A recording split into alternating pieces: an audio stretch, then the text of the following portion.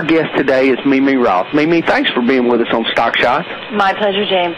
MeMe, tell us a little bit about your organization, National Action Against Obesity. Yeah, well, you can find us online at actionagainstobesity.com. We are a nonpartisan, all-volunteer organization. Our mission is to end the obesity cycle, get junk food out of our nation's schools, out of our nation's daycare centers, and also to eliminate the obesity and disease-accelerating chemicals and substances that are in the food supply. So those are really our three primary goals. And added to that is promoting exercise across all ages. You know, one of the things that I've noticed as I've watched you in the media, your organization has great goals, yet you seem to be the target of a lot of criticism. Tell us a little bit about that, why you think you run into so much criticism. Well, you know, some of it does really cross the line, but let's break it down. There's an organization called the Center for Consumer Freedom, and they really are a front for alcohol, fast food, junk food. They used to do a lot of work in the cigarette industry. You may know the gentleman, Rick Berman. You see him on television quite a lot. He's got a lot of folks that are very busy twisting the truth for the benefit of the fast food and soda pop industries. And as you can imagine, the work that I do is counter to the work that they do. If you're in the business of making and selling junk food, you're probably not going to be really happy about the kinds of things that I'm doing. So we get a lot of pressure and half-truth type blogs and information from that organization. And I have to tell you that they named me last year one of the top food nannies.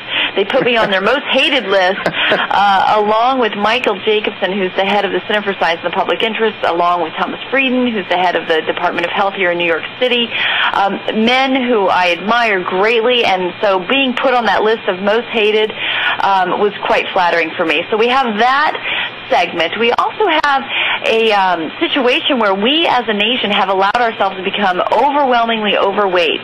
If you happen to be in a healthy weight range, you are in a tiny, tiny minority.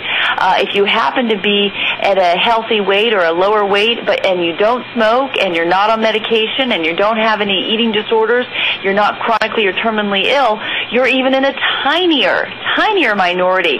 So when I'm speaking about our obligation to ourselves and our children to prevent obesity, to prevent diabetes, to say no thank you to tons of really tasty yet damaging junk foods, there's a lot of people who find that personally offensive.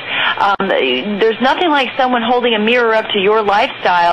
That's a pretty unwanted thing. And while it's not my goal, I stated the goals earlier, indirectly those goals have a tendency to make people feel very defensive about their own life choices. And talking about this overwhelmingly overweight majority, you have a fat acceptance movement going on. And when I first heard about fat acceptance, I thought it was a group that was trying to make sure nobody bullied anyone of any size, which none of us would want to do.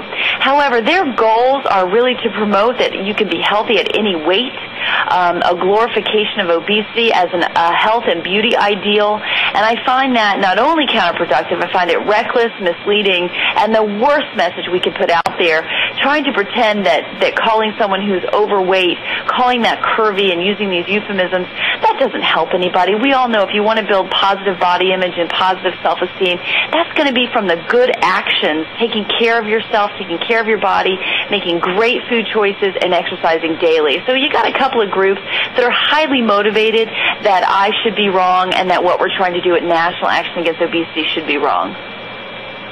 Well, I tell you, our nation seems to have become so passive and so pushing the accept who you are movement. But yeah, trophy for everybody. Everyone's a winner. Exactly. And for my children, I don't want them to accept that. The thing that I see with diet is it's not like other forms of injury. It doesn't hurt. It's pleasurable. It's pleasurable. So that to me is makes it that much tougher to combat. And like I said, I think your organization does great work. Now you talk a lot about second generation of obesity, that fat parents tend to have fat children. Would you elaborate on that a little bit? Yeah, if you are a child of overweight parents, you're 15 times more likely to become overweight yourself, and we're seeing that cycle continue. Really, it's out of bounds. It's really a tough situation. But what's really fascinating is we're now seeing the effects of women who have high blood sugar or are excessively overweight when they're pregnant. There seems to be a lasting effect on the baby once it's born, but these are things that are coming into play in utero. And we know in this country alone more than 50% of our women of childbearing years are overweight before they even become pregnant. So you are seeing future generations who are likely to become overweight or obese simply because of the health that the parents are in before they ever even have children. And yes, if your parents are overweight, it's highly likely that you will become overweight yourself. There is a genetic implication. However, what that genetics is really telling us is if you feed yourself Dunkin' Donuts and they make you fat, and you feed your children the same way, you can expect your children will be equally heavy and equally unhealthy. And if you fail to exercise, a lot of these things are choices, and it bothers me to see society try to accept it when they are merely that. They are merely choices that a change in lifestyle could improve for a lot of Americans. And one of the things that bothers me, and I've heard you talk about it a good bit, is there's going to be a tremendous cost for our country associated with this. We're hearing the Democrats now talk about a national health care plan. Do you believe that we should have the so-called sin taxes on the junk foods to help pay for some of the health care that the nation's obviously going to have to pay for? You covered so many good things in that question, James. Let's try to hit as many of them as we can. I think universal health care at this stage of the game would be a nightmare for our country. The idea of any kind of health program is that the healthy offset the unhealthy.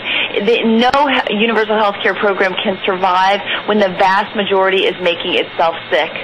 It's unsustainable.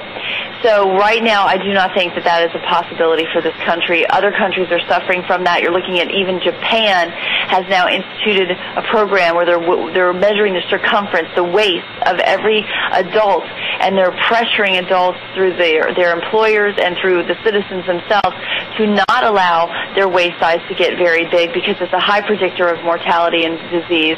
And that's because they've got a universal health care program. So, there's people kind of have this pie in the sky idea that it's all going to be great if we have universal health care, but we've got a nation where everyone's making him or herself sick, and it's impossible to cover the cost of that. When you ask about the cost, we know that the Conference Board has told us that the cost to employers for having obese and overweight employees is $45 billion a year. In lost productivity and all sorts of things. The cost of an overweight or obese employee is thousands of dollars more expensive than an employee who is of a healthy weight. And it's putting employers in a terrible bind. They're absorbing increasingly high costs of offering any kind of health benefits to all employees. As a nation, when you tie all the medical expenses and productivity, we understand that obesity is costing us $120 billion annually. It is a price we are all paying. So I'd also like to touch back on the things that you said about choice. It is a hard choice. If everywhere you go, we are programmed for survival to eat. It's a highly pleasurable activity. Anything that's programmed for the survival of species comes with a lot of pleasure: sleep, sex, eating. And we have a strong drive to do all of those things because it's about survival of the species. Well, when you create an environment that constantly promotes and pushes junk food on people, high fat, high salt, high sugar, it is very difficult for us to react to that in any way other than to eat everything available to us. The only reason we survived eons of scarcity is because every one of us has a genetic code that's really good at eating all food available and storing fat. So the marketers know this. That's why Subway has some great healthy choices, but Subway, there's a reason they pump the smell of the bread, the baking bread, onto the sidewalk. For the rest of this great interview, visit our website, www.stockshotz.tv. That's www.stockshotz.tv. Thank you for listening.